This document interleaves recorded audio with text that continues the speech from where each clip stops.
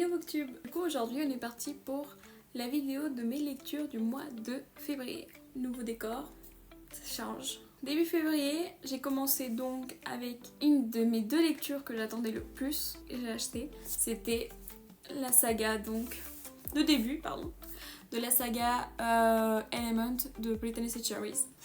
Voilà, ça envoie. Franchement, j'ai commencé donc avec The Air is Breath.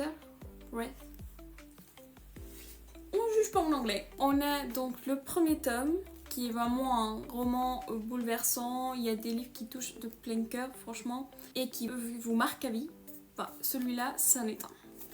C'est une lecture très poignante et très puissante. Dès les premières pages, vraiment, on est happé par la lecture, on a envie de savoir plus. Franchement, c'est très déchirant. Donc, on va retrouver Elisabeth et Tristan. C'est deux âmes qui sont brisées par la vie, qui reprennent à vivre, qui ont une deuxième chance, qui vont essayer de profiter et de prendre soin d'eux. Ensemble, ils vont réapprendre à espérer, réapprendre à vivre, réapprendre à s'aimer et aussi à se reconstruire. C'est vraiment un véritable coup de cœur. Ce roman m'a laissé sans voix. C'est vraiment une lecture très intense et inoubliable. On éprouve quand même la douleur de cette lecture et elle nous prouve qu'il y a toujours un espoir. Bah la suite, bien sûr, le tome 2. Donc nous avons le tome 2, c'est The Fire Between. Il fallait que je continue. Vraiment, Brittany, c'est vraiment le coup de cœur assuré niveau autrice. Et je vous la conseille toujours, franchement, foncez. Si vous hésitez, c'est toujours foncez, c'est vraiment toujours un x10. Très clairement. Donc ici, on se retrouve dans une histoire d'amour inconditionnel. C'est vraiment le plus approprié. C'est une histoire un peu contrastée. C'est vraiment une histoire qui montre que les opposés s'attirent. L'ombre et la lumière, l'amitié, l'amour. Donc on retrouve Alyssa et Logan, qui sont deux âmes totalement différentes, mais qui se complémentent à la perfection. Logan, qui a été un personnage torturé mais bouleversant. C'est quelqu'un qui n'a pas eu une vie facile. Son parcours, il a été très difficile et ça a été très difficile à lire aussi. Mais pourtant, malgré tout, il n'est pas impossible de s'attacher à lui.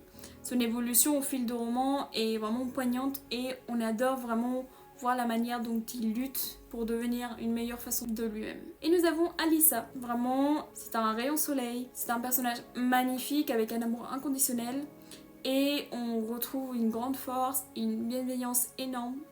Leur relation est vraiment une montagne russe d'émotions. Tous des moments doux mais aussi des moments hyper déchirants. Une histoire de seconde chance, d'amour inébranlable, mais aussi de blessures profondes et de rédemption. Je pense qu'il me reste encore 2 à lire de cette série. Franchement, on connaît Brittany, on connaît ses romans poignants et j'ai très hâte de lire la suite. Pour mon 3e livre du mois, j'ai lu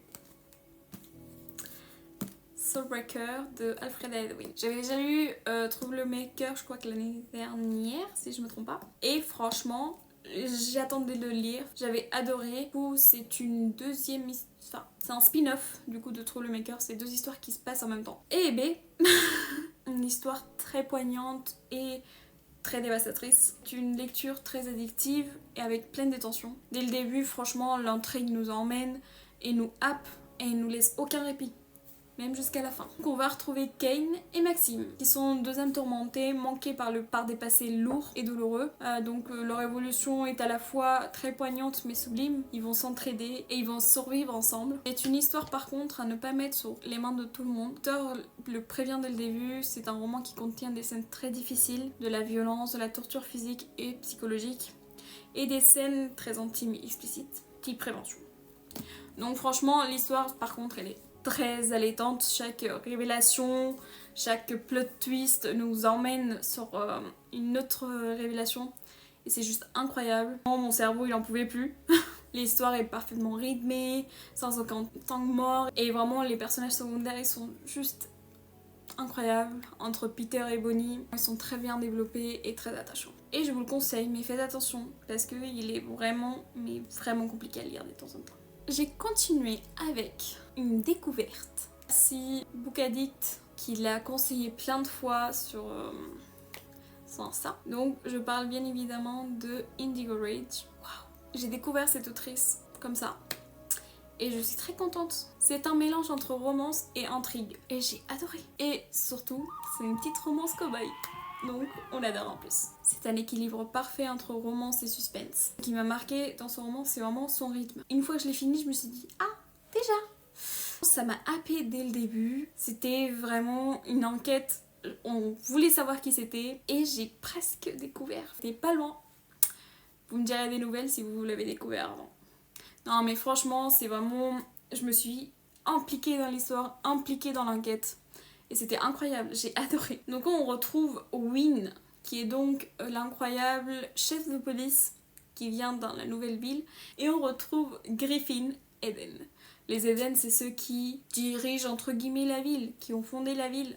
Et donc ils ont un rôle très important dans cette ville. On retrouve donc Winnie et Griffin. Deux personnes qui s'accolent très bien. On va trouver vraiment un amour aussi d'une famille unie entre les Even. Mais aussi on va trouver une grande alchimie qui va se développer entre nos deux personnages. Et honnêtement, comment pouvoir résister à un petit cowboy sexy? Qui peut? La plume de Daphne Perry est très agréable. Les événements s'enchaînent. J'ai très hâte de lire la suite. Une autre recommandation de Book Addict, donc de Julia, ça a été Westwell, le tome 1. Je l'ai vu passer pas mal de fois au mois de janvier et au mois de février, je me suis dit, allez, on va tenter. Ça me fait un peu penser à Gossip Girl, dans le même style. Donc on est dans les quartiers happés de Manhattan, dans le Upper East Side, et c'est vraiment aussi un petit mélange entre donc Gossip Girl et Roméo et Juliette. Le mélange, il est juste incroyable. On a aussi une petite intrigue qui s'installe. On retrouve des rumeurs, des non-dits, des jeux familiers. Ça nous plonge aussi dans une enquête de révélation sur révélation sur révélation qui est juste incroyable. On adore tous les potins. Elena et Jezia, issus de deux familles qui se détestent. Leur attirance est vraiment indéniable. On adore leur dynamique, les sacrifices qu'ils sont prêts à faire pour être ensemble. La plume est très fluide et très agréable, l'histoire se lit sans effort. J'ai fini ce livre, je me suis dit, est-ce que je commence le deuxième?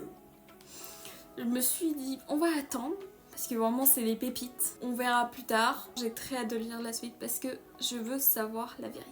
Mais vous aussi, je pense. Le dernier livre de ce mois-ci, ça a été Better Than the Movies de Lynn Painter. Je l'avais déjà commencé une première fois l'année dernière, je vais être honnête, mais j'avais pas accroché l'année dernière. Eh ben, c'est une seconde chance que je lui ai donnée, et heureusement, parce que j'ai trouvé une histoire très douce. Donc on va suivre l'histoire de Liz et de Wes, qui sont probablement le couple le plus mignon que j'ai pu lire. Dès les premières pages, on est plongé donc dans leur univers, et donc on a un énorme coup de cœur sur des personnages et leur dynamisme. Liz est une véritable passionnée des comédies romantiques, qui ne l'est pas. Et vraiment, c'est juste très mignon. Et on a donc Wes, qui la charrie tout le temps, qui est le voisin qui va chercher un petit grain de sable pour l'embêter. Et on sait bien pourquoi. Wes donc est très sarcastique, très charmant et vraiment cache son cœur en or. Et Liz donc est drôle, pétillante et très attachante. L'histoire est très fluide, il y a plein de moments adorables et drôles, mais aussi ce roman est vraiment un câlin. C'est très doux et j'ai très hâte de lire la suite parce qu'il y en a d'autres qui sont sortis, donc j'ai très hâte. Donc voilà mes petites lectures de ce mois de février. On finit ce mois de février donc avec 6 livres. Donc on finit le mois de février avec 6 livres. Je suis très contente de mes lectures, j'ai adoré. Si vous avez aimé cette vidéo, n'hésitez pas à liker, laisser un petit commentaire et n'oubliez pas, vous pouvez activer la petite cloche pour avoir des nouvelles de moi.